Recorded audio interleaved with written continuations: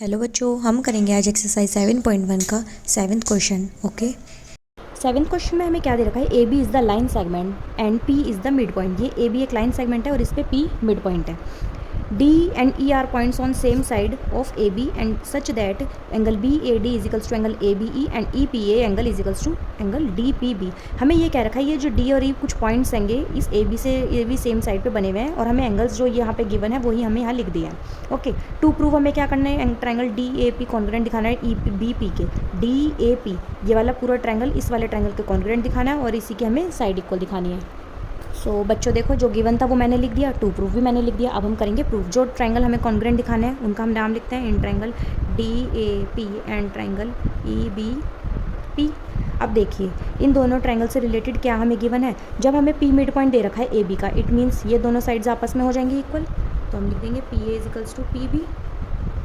हमने लिखा given. Okay, next हम दिखा सकते हैं ये वाला एंगल इस वाले एंगल के इक्वल, क्योंकि देखिए इस ट्रायंगल में ये वाला एंगल आ रहा है और ऐसे ही इस वाले ट्रायंगल में ये वाला एंगल पूरा आ रहा है।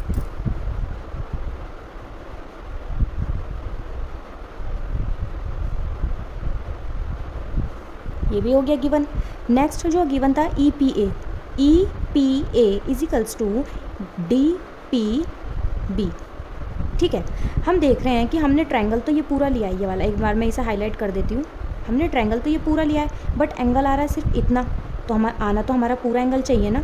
हम देख रहे हैं कि जो ये वाला एंगल है ये हम पिछले वाले क्वेश्चन की तरह ही हो गया कि अगर हम ये वाला एंगल इसमें ऐड करेंगे तो ए पी डी बन जाएगा और ये वाला एंगल अगर इस वाले एंगल में ऐड करेंगे तो ई पी बी बन जाएगा। तो हमारे ट्रायंगल्स के लिए फिर ये क्वेश्चन हो जाएगा।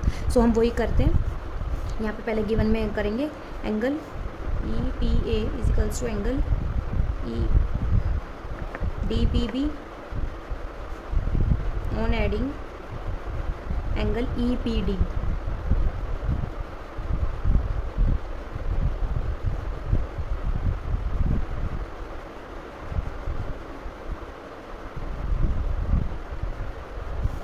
अब देखिए ई पी ए में ई पी डी ऐड करेंगे तो ए पी डी बन जाएगा और ई पी डी में डी पी बी ऐड करेंगे तो ई पी बी बन जाएगा। ठीक है, नाउ बाय। कौन सी प्रॉपर्टी यहाँ लगी है, दो एंगल लिए हैं और एक साइड लिया है, ये दो एंगल्स लिए हैं और बीच के हमने साइड लिया है, angle side angle.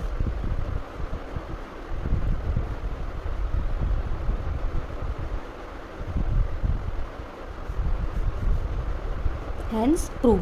Second part में हमें प्रूव करना है A D equals to B E, A D line B E के इक्वल। तो जो हमने ट्रायंगल कॉन्ग्रुएंट दिखाया है उसमें देखिए ए डी आ रहा है और उसमें बी ई आ रहा है, सी पी सी टी से हम दिखा देंगे।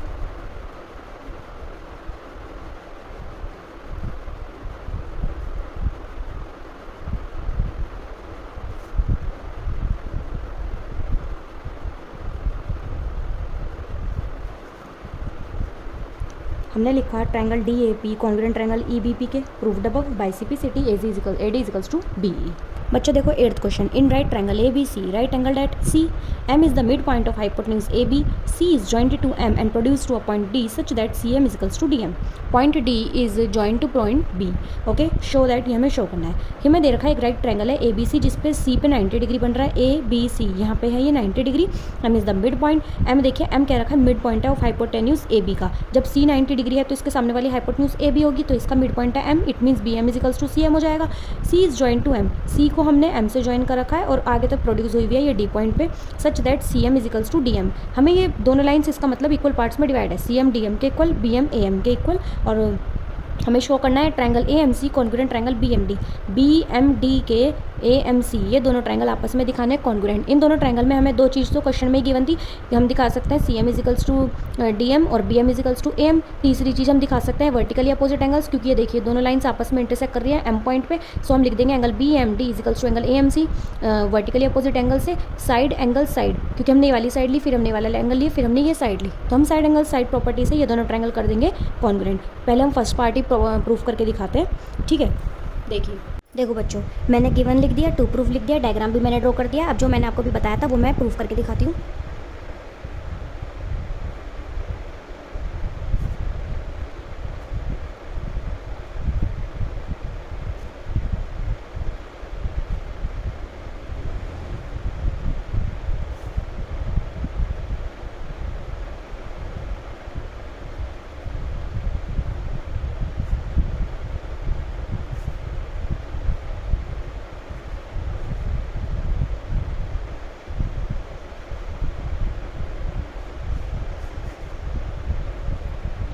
ठीक है, मैंने जो अभी बताया था AM को BM के इक्वल दिखा दिया, BMD को CMA के इक्वल दिखा दिया वर्टिकली अपोजिट एंगल से, CM इजिकल्स टू DM मैंने लिख दिया गिवन, क्वेश्चन में ये बात गिवन थी। ठीक है, बाय SAS प्रॉपर्टी से ये दोनों ट्रायंगल्स हो गए कॉन्ग्रुएंट। देखो बच्चों, हमने ये दोनों ट्रायंगल्स दिखा दिए कॉन्ग्रुएंट। अब इसमें मैं CPCT से ये दिखा सकती हूँ AC इजिकल्स टू BD, क्योंकि मुझे पता है थर्ड पार्ट में आगे नीड पड़ने वाली है। ठीक है, और सेकंड पार्ट के लिए भी मैं दिखाऊंगी angle BDC equals to angle ACD, मतलब हम ये वाला एंगल इस वाले एंगल के इक्वल दिखा रहे हैं CPCT से, क्योंकि जब ये दोनों एंगल्स इक्वल हो जाएंगे तो ये ऑल्टरनेट इंटीरियर एंगल्स कहलाएंगे, और जब ऑल्टरनेट इंटीरियर एंगल्स हो सकते हैं तो ये दोनों लाइन आपस में क्या होंगी, पैरेलल। अब हमने इन दोनों लाइन्स को पैरेलल क्यों दिखाया, क्योंकि 90 डिग्री दिखाना है, हमें यहाँ तक पहुँचना है, और ये 90 डिग्री जब दिखेगा जब हम इन दोनों एंगल्स को प्लस करके को इंटीरियर एंगल की प्रॉपर्टी लगा देंगे, और वो प्रॉपर्टी पैरेलल लाइंस में लगती है। इसीलिए हम क्या कर रहे हैं, इन दोनों लाइंस को पैरेलल शो करने के लिए ये दोनों एंगल्स दिखाना इक्वल बहुत जरूरी है। तो हम लिखते हैं by CPCT angle BDC equals to angle ACD। इसको इक्वेशन 1 मान लेते हैं बिकॉज आगे नीड होएगी। सेकेंड पार्ट में दिखाती हूँ AC equals to BD, BD equals to AC।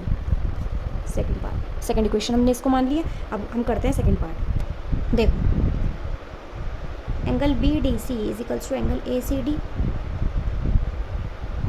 हम लिखेंगे प्रूव्ड अबव, हमने ये बात प्रूव करी है। यहाँ पे फ्रॉम इक्वेशन 1 लिख देते हैं, जब इक्वेशन मानी है तो इक्वेशन लिख देते हैं फ्रॉम इक्वेशन 1। फिर हम लिखेंगे but these are alternate interior angles.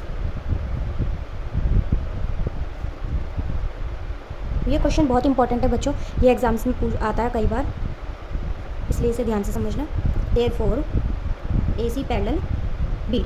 ठीक है, now AC parallel BD and BC is transversal.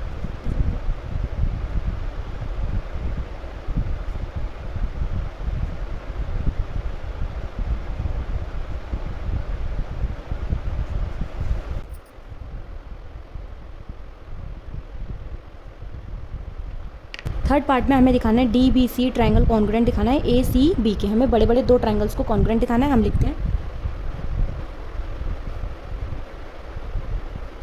ठीक है। अब देखिए इन दोनों क्वेश्चन में, इन दोनों ट्रायंगल्स में हमें क्या दिख रहा है, एक तो हमें दिख रहा है कि एंगल B एंगल C के इक्वल 90 डिग्री,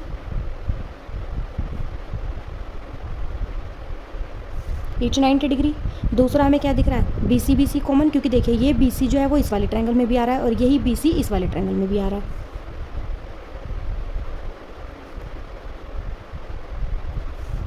तीसरी चीज़ हम क्या दिखाएंगे, हम लिख सकते हैं BD इजिकल्स टू AC, क्योंकि हमने अभी सेकेंड पार्ट में प्रूव करा था।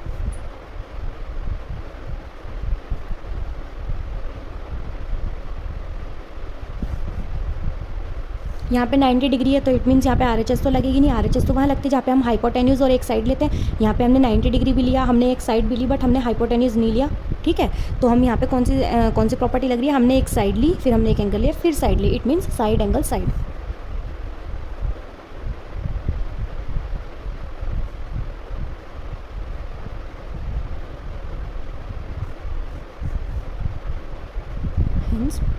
बच्चों देखो, हमने ये दो ट्रायंगल्स कॉन्ग्रुएंट कर दिए। हम फोर्थ पार्ट में देख रहे हैं, हमें दिखाना है CM equals to half of AB। CM जो है वो AB का हाफ है, ये तो कहीं से कहीं तक हो ही नहीं सकता।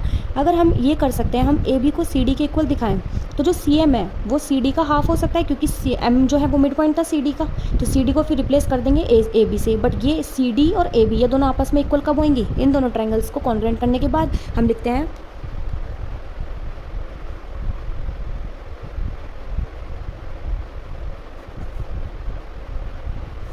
मैंने लिखा CD इजिकल्स टू AB, इन दोनों ट्रायंगल्स को कॉन्ग्रुएंट कर दिया और लिख दिया CD इजिकल्स टू AB, इसको मान ली इक्वेशन 3। अब हम करते हैं फोर्थ पार्ट। हम लिखेंगे CD equals to AB from equation 3।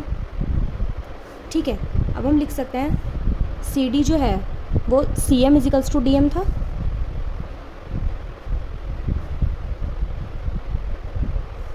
CM equals to DM गिवन था, सो CM को हम CD का हाफ लिख सकते हैं। ठीक है, फिर हम क्या करेंगे, इस CD की जगह AB रख देंगे, क्योंकि CD AB के इक्वल है और हमें प्रूफ के अकॉर्डिंग AB ही चाहिए। हेंस प्रूफ, हम यहाँ लिख देंगे from equation CD equals to AB, यहाँ लिख देंगे CD इजिकल्स टू